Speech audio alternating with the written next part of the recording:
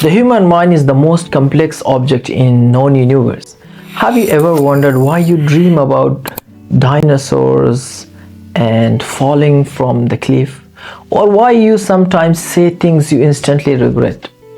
Every day your mind is working behind the scenes, making decisions, forming memories, and shaping your experiences of the world. Excluding other human minds, your mind is the most complex thing we know of in the universe. The rules that govern it are still mysterious, and maybe our brains are not even complex enough to fully understand themselves. But that is not going to stop us from trying and understanding things. Welcome back to Hussain Psychology. On this channel, we will deep dive into how mind works and why we behave the way we do, and how psychological science can help us live better lives. Whether you are curious about dreams, memory, mental illness, relationships, or just want to understand yourself or others, you are in the right place. Thanks for subscribing and joining our journey into the mind. And don't forget to share with your loved ones so that they could take benefit. Let's dive. Why we need to understand psychology? Well, by studying psychology, we can better understand ourselves and others, improve our mental health, and unlock the secrets of what it means to be human. Like, what is psychology? The word psychology comes from Latin word that means the study of soul. Today we define it as the science of behavior and mental processes. Although the term psychology was not coined until the 16th century, and the scientific study of psychology did not begin until the mid-1800s. Humans have always been fascinated by their own minds. A brief history of psychology. Ancient philosophers like Aristotle thought that the state of consciousness was not in the heart. Actually, it is not in the head, but it's in the heart. A theory we know, obviously, that's incorrect. Over 2000 years ago, Chinese rulers conducted the first psychological exam, testing public officials' personality and intelligence. But in 9th century, a Persian physician named Muhammad ibn Zakaria al-Razi described and treated mental illness in early psychiatric ward.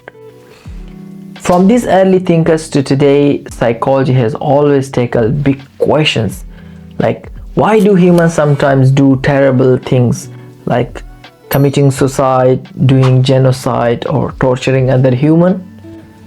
Do we have free will, or are we shaped by our biology and environment? What is mental illness and how can it be treated? What is consciousness and what does it mean to be yourself? These are the questions we will explore together on this channel. How our brain works, how they can break, how they can heal, and why we behave the way we do, why we become frustrated. A common misconceptions, lots of things there. Psychology is not just therapy. When people think of psychology, they often picture a therapist listening to someone on a couch, maybe with the glasses and a cigar, like Sigmund Freud. No doubt, Freud was one of the most influential and controversial thinkers in psychology. His theories about childhood dreams and unconscious mind, sex, and all the things shaped the field for decades. But psychology is much more than just therapy. It's a diverse science with many different approaches and schools of thought. Let's talk about the early schools of thought. Psychology has developed through several major schools of thought, each offering a unique way to understand the mind and behavior. Imagine you are watching a child on a playground. Well, Structuralism, the first school of psychology, would ask the child to describe their feelings, sensations, and thoughts in detail, like breaking down a cake into flour, sugar, and eggs to understand what makes it delicious. So structuralists such as William Wundt, Edward Tishner believed that by examining these basic mental ingredients through introspection technique, we could understand how the mind is built. For example, if you taste a new food, a structuralist would want you to describe every sensation, like the sweetness, the texture, the smell. They want to see how this combine into overall experience. While functionalism, on the other hand, is more interested in why the child is playing, inspired by thinkers like William James. Functionists see the mind as a tool that helps us adapt and survive, much like how a smartphone helps you navigate in daily life. They would ask, what purpose does play serve? Does it help the child learn social skills or burn off energy? Functionalists believe that our thoughts and behaviors have evolved to help us function better in our environment. For instance, when you feel nervous before a big exam, a functionalist would explore how that anxiety might motivate you to study harder, ultimately helping you succeed. While Gestalt psychology talks yet another approach. Instead of focusing on the parts, Gestalt psychology believes the whole is greater than the sum of anything. They would look at the child's entire playground experience, not just individual's action or feelings. For example, when you look at picture made of dots, your mind automatically sees a shape, even if if the shape is not real. This school explains when we see patterns, faces in clouds, or why melody feels complete even if a note is missing.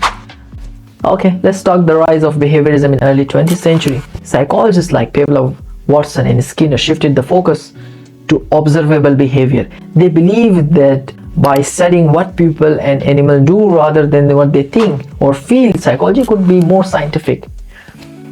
Imagine training a dog to sit by giving it treats. Behaviorists believe that all behaviors are learned through interaction with the environment.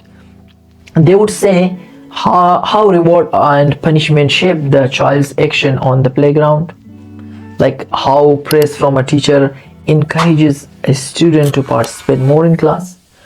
Psychoanalysis developed by Sigmund Freud dives into the unconscious mind. Freud believed that hidden desires, childhood experiences shape our behavior, even if we are not aware of them. For example, if someone is afraid of dogs but doesn't remember being beaten as a child, obviously, psychoanalysis would explore those hidden memories to explain the fear. Freud believed that much of our personality is shaped by unconscious motives. He introduced talk therapy, where patients freely discuss their thoughts and memories, leading to breakthrough in treating mental illnesses. While some of his ideas are debated today, his impact on society is undeniable. Let's talk about the humanistic psychology. Humanistic psychology, like championed by Abraham Maslow and Carl Rogers, focuses on personal growth and self-fulfillment. This approach is like a coach cheering you on, helping you reach your full potential. If the child on the playground feels supported and encouraged, they are more likely to try new things and develop confidence. Humanistic psychologists believe everyone has the capacity for growth, just like a seed has the potential to become a tree.